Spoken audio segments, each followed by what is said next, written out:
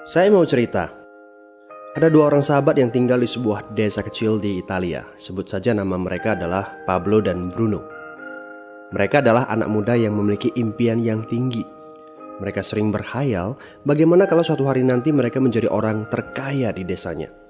Keduanya merupakan orang yang sangat ambisius. Yang mereka perlukan adalah sebuah kesempatan. Pada suatu hari, kesempatan itu pun datang.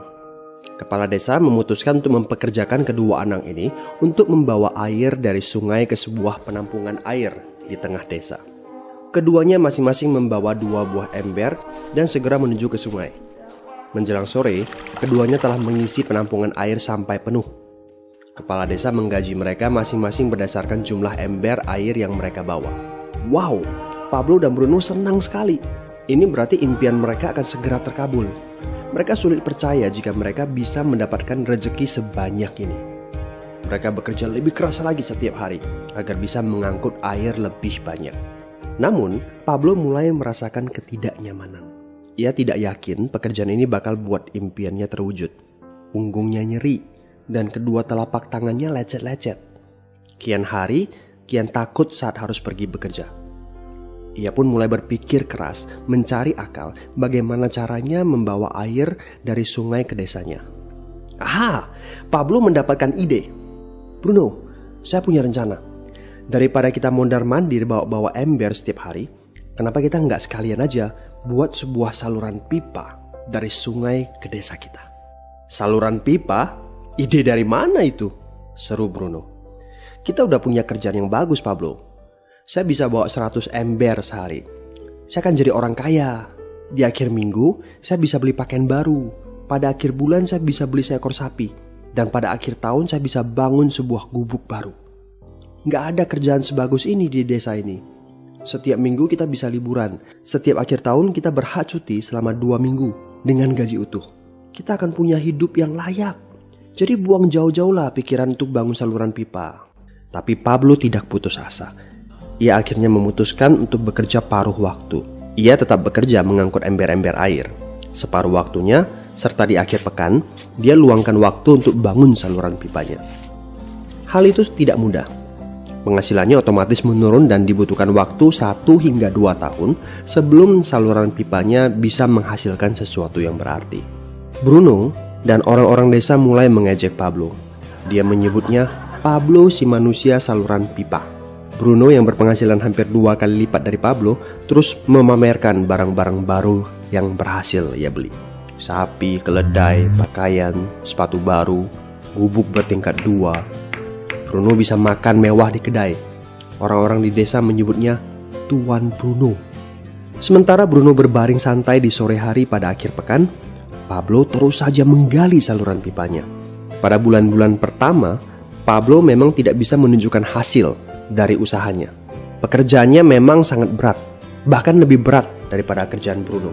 Karena Pablo juga harus bekerja pada malam hari. Demikian pula di akhir minggu. Tapi Pablo selalu mengingatkan pada diri sendiri bahwa impiannya dibangun berdasarkan pada perjuangan yang dilakukan hari ini.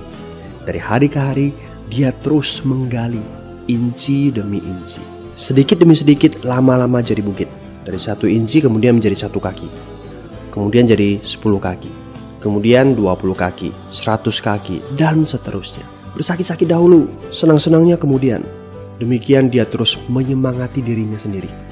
Sepulang kerja, tubuhnya lelah sekali. Fokus pada hasilnya. Kata-kata itu terus ia ulangi dalam hati setiap hari saat dia pergi tidur. Sementara dari bar di desa itu terdengar gelak tawa mengiringinya ke alam mimpi. Ayo, fokus pada hasil akhir. Hari berganti bulan, saluran pipanya sudah setengah jadi. Saat beristirahat, Pablo melihat dari jauh sahabatnya Bruno yang terus saja mengangkut ember-ember. Bahu Bruno tampak semakin lama semakin membungkuk. Dia menyeringai kesakitan. Langkahnya semakin lamban akibat kerja keras setiap hari. Dia semakin jarang bersantai-santai di tempat tidur gantungnya. Dia lebih sering terlihat di bar, duduk dengan wajah letih dan murung. Saat pengunjung bar melihat Bruno, mereka saling berbisik. Hei, ini dia Bruno si manusia ember. Dia lebih suka duduk sendiri di sudut yang gelap ditemani botol-botol kosong di sekelilingnya. Akhirnya, Saat bahagia Pablo pun tiba. Saluran pipanya sudah rampung. Orang-orang desa berkumpul saat air mulai mengalir dari saluran pipanya menuju ke penampungan air di desa. Sekarang, desa ini sudah bisa mendapatkan pasokan air bersih secara tetap. Pablo tidak perlu lagi membawa ember. Artinya, airnya akan terus mengalir, baik dia sedang bekerja maupun tidak.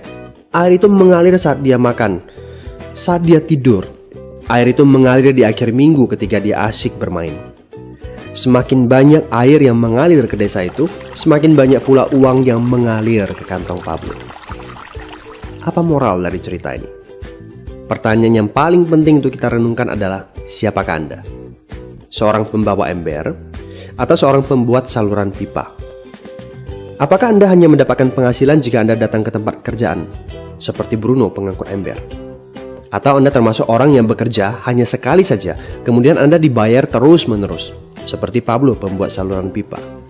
Jika Anda termasuk orang kebanyakan, itu berarti Anda bekerja dengan menggunakan pola pembawa ember. Anda membarterkan waktu untuk mendapatkan uang.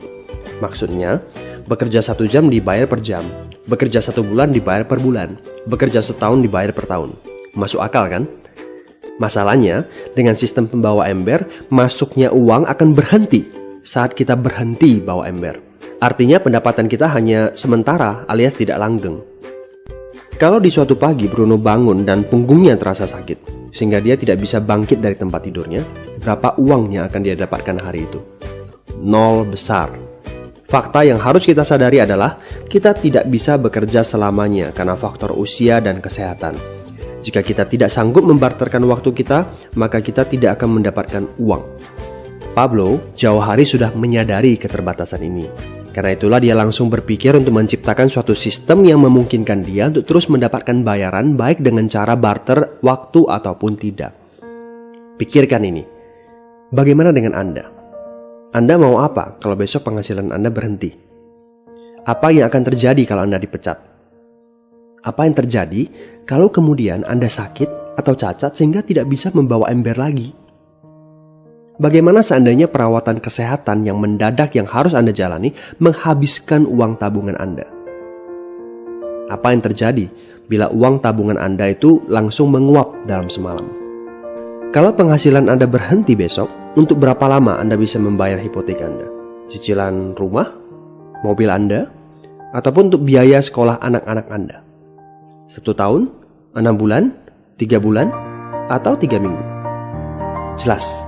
Apakah Anda bekerja sebagai penyapu jalan, bekerja di kantor, punya jabatan tinggi, atau memiliki toko, seorang profesional di bidang tertentu, tetap saja Anda membarterkan antara satuan waktu dengan satuan uang.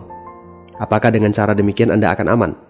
Satu-satunya jalan untuk menciptakan keamanan yang sesungguhnya adalah seperti yang dilakukan oleh Pablo, yaitu membangun saluran pipa saat Anda masih bekerja sebagai pembawa ember. Dengan membangun sebuah saluran pipa, Anda cukup mengerjakan pekerjaan sekali saja, capeknya sekali saja, tetapi Anda akan dibayar terus-menerus. Saluran pipa ini akan memberikan Anda penghasilan walaupun Anda sedang tidur ataupun Anda sedang main. Penghasilan ini juga akan terus Anda peroleh setelah Anda pensiun, pada saat Anda sedang sakit ataupun cacat sehingga tidak bisa bekerja, dan juga dalam situasi darurat. Inilah yang disebut sebagai penghasilan pasif. Anda tahu, saat ini kami sedang membangun saluran pipa yang akan memberikan penghasilan pasif.